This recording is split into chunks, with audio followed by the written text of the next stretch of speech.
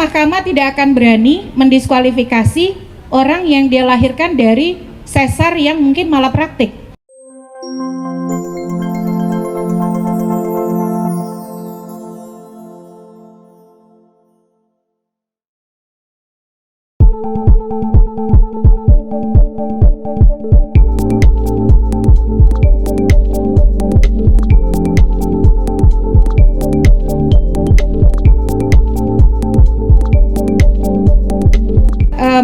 Ketika misalnya kita bicara ratio decidendi ya, putusan soal diskualifikasi dan lain sebagainya, apa iya Mahkamah Konstitusi akan sampai pada keberanian mendiskualifikasi paslon atau calon atau produk yang dia ikut berkontribusi melahirkannya gitu loh?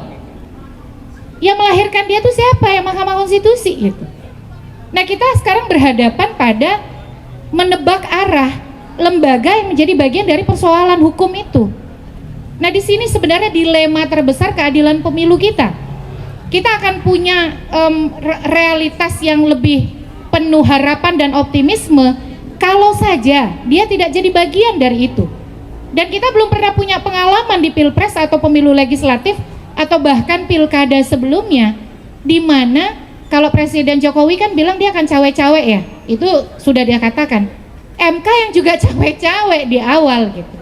Nah, oleh karena itu ya, saya kira kalau saya lebih tertarik menunggu apa sih ratio decidendi, alasan, logika, rasionalitas, pertimbangan, dan penalaran hukum yang akan digunakan oleh MK di dalam membuat amar putusan di antara tiga pilihan yang tadi.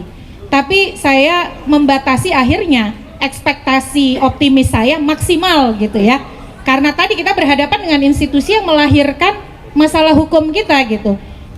Saya kira Mahkamah tidak akan berani mendiskualifikasi orang yang dia lahirkan dari sesar yang mungkin malapraktik. Ya. Prematur. Ya, prematur ya. Ini malapraktik nih. Kan dan itu diakui loh malapraktiknya oleh putusan MK dan putusan MK sendiri. Teman-teman mungkin nggak banyak yang tahu. MK itu mengkoreksi putusan 90 dengan putusan 141. Tahun 2023, MK mengatakan usia itu open legal policy, kewenangannya pembuat undang-undang, yang kalaupun ada pengecualian, yang paling dekat pengecualiannya adalah sedang atau pernah menjadi gubernur. How come? Itu putusannya tuh November, tapi Mahkamah nggak berani keluar dari zona pragmatisnya dengan mengatakan, tapi kalau ada perubahan itu nanti buat 2029, 2024 tetap berlaku tuh putusan 90. Jadi Mahkamah Konstitusi sudah membuktikan pragmatismenya. Dia menyadari ada bayi putusan yang lahir dengan operasi sesar malapraktik, tapi dia nggak mau pragmatis, mengakui malapraktik itu gitu ya. Nah, jadi akhirnya dengan situasi itu saya mencoba untuk menetralisir optimisme saya terhadap putusan MK. Paling berani sekalipun MK bukan mendiskualifikasi, tapi punya kemungkinan karena mungkin ada penebusan dosa juga yang ingin dia lakukan gitu ya. Di tengah zona pragmatis yang ada di MK, ya paling maksimal sekali Mahkamah akan memutus pemungutan suara ulang, tapi di sejumlah wilayah. Di mana misalnya sebenarnya persoalannya bukan 58%, 24%, 16%. Tapi kan kalau untuk menang itu harus 50% plus 1.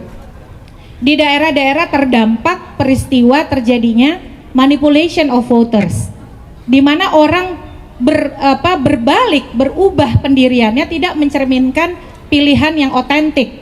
Karena pengaruh apa? Mobilisasi, intimidasi, politisasi bansos, politisasi banpres, lalu kemudian politisasi perangkat desa yang punya pengaruh misalnya.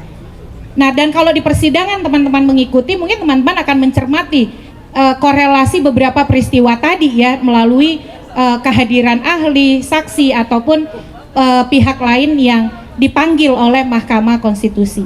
Jadi saya kira saya akan menutup itu. Saya sebenarnya kalau ditanya maunya personal saya, nggak begitu. saya ingin lebih dari itu. Tapi kan kita berhadapan dengan realitas institusi ini yang menyelesaikan dan dianggap sebagai last resort, pelabuhan terakhir dari keadilan pemilu, juga menjadi bagian dari problematika dan masalah hukum pemilu kita. Jadi saya mencoba menetralisir ekspektasi dan harapan saya dengan yaitu tadi, mentok-mentok adalah PSU, pemungutan suara ulang di sejumlah daerah atau wilayah. Terima kasih.